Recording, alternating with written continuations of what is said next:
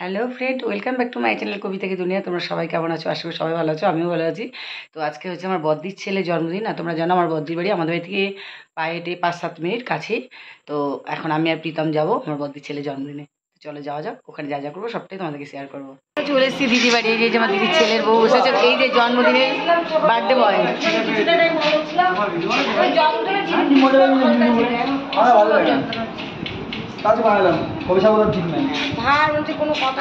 কিভাবে কেক কাটতে হচ্ছে ডাইনিং টেবিল ছেড়ে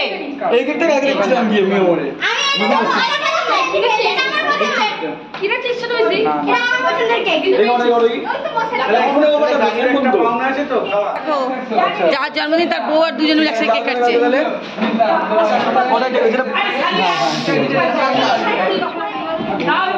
ঠিক আছে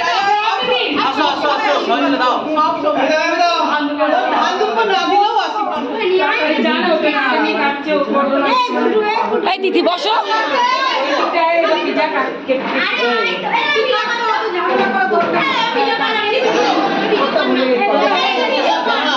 দেখতেই পাচ্ছ ফাইনালি বাড়ি চলে এসেছি।